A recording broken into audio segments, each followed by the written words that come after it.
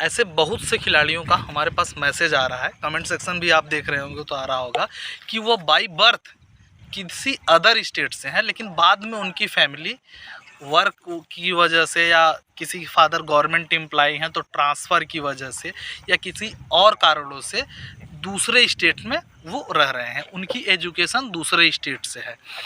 तो वो हमसे पूछ रहे हैं कि क्या वो जिस स्टेट से बाय बर्थ हैं उस स्टेट से ट्रायल दे सकते हैं, क्योंकि उनका जो आधार कार्ड बना है वो उस स्टेट से है जो जहाँ से प्रेजेंट वो इस टाइम पे वो रह रहे हैं। तो आज हम बात करेंगे कि बीसीसीआई की गाइडलाइंस क्या कहती है कि आप किस स्टेट से खेलने के लिए एलिजिबल होंगे। चैनल पे पहली बार आए हैं, अगर आपको जेन्युइन नॉलेज चाहिए, इन्फॉर्मेशन चाहिए, तो क्या करना है, आपको चैनल को सब्सक्राइब करना है। एक छोटा सा एग्जांपल हम दे रहे हैं आपको।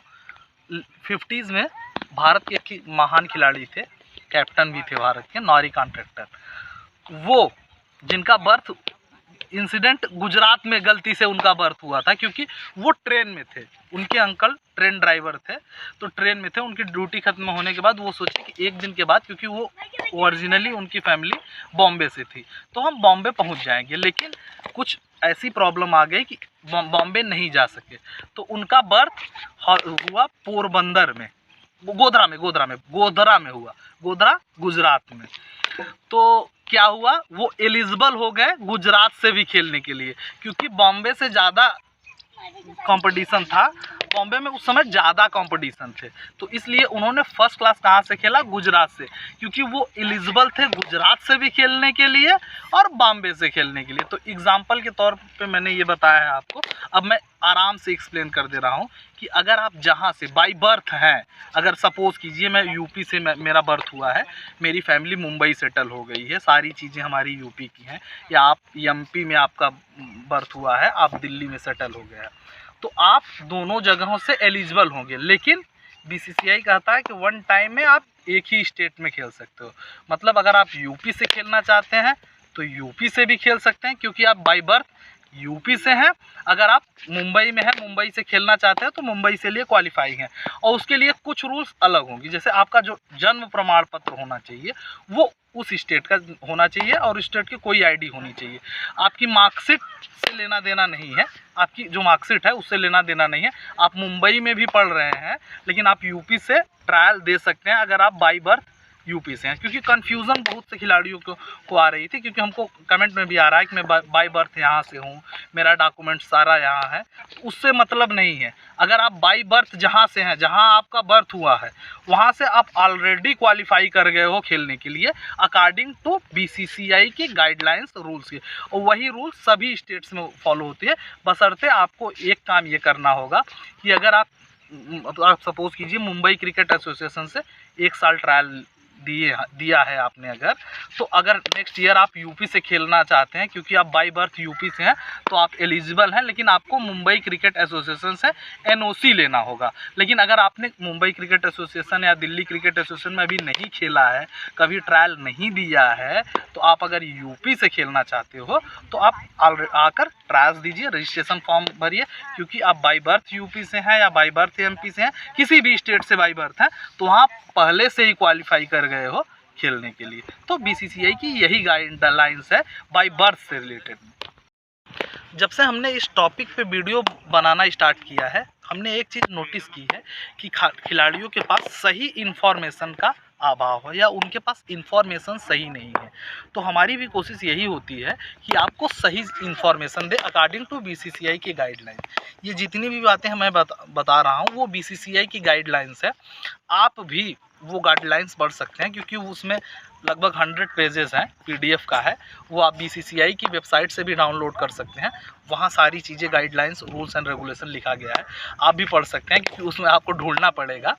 तो एकदम आप जो भी इंफॉर्मेशन देनी चाहिए एकदम श्योर, क्योंकि प्रॉब्लम आ रही है बच्चों के पास। ऐसे अभी मैंने 3, 4, 5 वीडियो बना चुका हूँ उस पर, लेकिन फिर भी मुझे आ रही है कि झारखंड में खिलाड़ी बैन हो रहे हैं, क्योंकि सबसे ज़्यादा पेपर कटिंग वही झारखंड के बारे में आ रही है।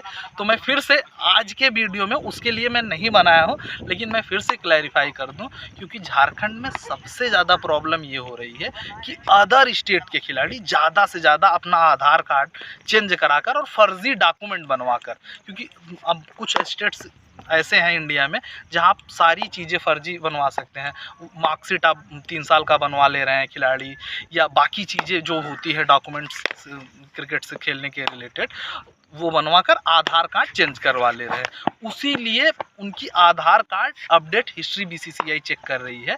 और एक चीज़ मैं श्योरिटी के साथ बता दे रहा हूँ, जितने भी पेपर कटिंग आपने निकालना है, आपको भेजना है, हमको भेज सकते हैं, उसको भी हम क्लैरिफाई करेंगे। लेकिन कोई भी खिलाड़ी बर्थ के लिए, जैसे अगर आपने 3 साल, 4 साल, 5 साल कम कराया है, उसके लिए बैन नहीं हुआ है, ठीक है। अगर चैलेंज सही तरीके से किया जाए तो उसका होता है। एक वर्डिक्ट मैं और बता दूं, 2013-14 का है। एक खिलाड़ी, 2 खिलाड़ी थे, वो अंडर 16 के ट्रायल में TW3 में थर्ड है, उसमें वो फेल्ड हो गए थे बॉन्ड टेस्ट में। वो उन्होंने दिल्ली डिस्ट्रिक्ट क्रिकेट एसोसिएशन के अगेंस्ट वो सुप्रीम कोर्ट भी गए कि मेरा डॉक्यूमेंट सही है। तो दिल्ली डिस्ट्रिक्ट क्रिकेट एसोसिएशन के अगेंस्ट सुप्रीम कोर्ट की रूलिंग आई थी कि अगर वो बॉन्ड टेस्ट में फेल हुए हैं तब भी उनको आप खिलाइए, क्योंकि उनका मार्कशीट अगर ओरिजिनल है, ठीक है।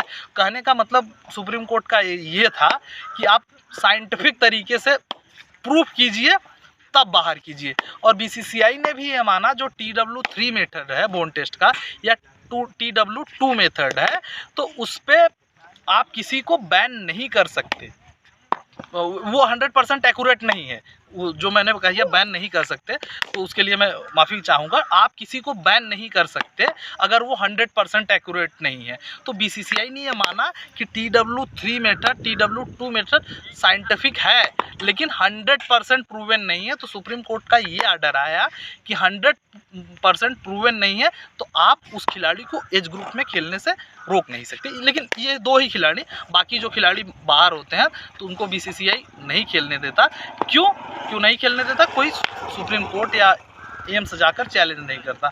अगर आप भी सुप्रीम कोर्ट में चैलेंज करेंगे या एम्स में चैलेंज करेंगे तो फैसला आपके अगेंस्ट जाता है, जो खिलाड़ी पछड़े में पड़ना नहीं चाहते, जो फाइनल सिलेक्शन होता है उनका। तो यही प्रॉब्लम है कि रूल्स और रेगुलेशन सबको नहीं पता है, इससे सबसे ज़्यादा प्रॉब्लम आती है। और हाँ, आपका कमेंट हमारे लिए ज़रूरी है, तो कमेंट करके बताइए कि क्या आपकी प्रॉब्लम है या किस टाइप की इन्फॉर्मेशन चाहिए आपको, या अगर आप कुछ हमको इन्फॉर्मेशन देना चाहते हैं तो कमेंट सेक्शन खुला हुआ है, वहाँ भी दे सकते हैं। इंस्टा का लिंक भी डिस्क्रिप्शन में है, वहाँ ज़रूर हमारे साथ जुड़ें और हमें मैसेज करें, हमको बहुत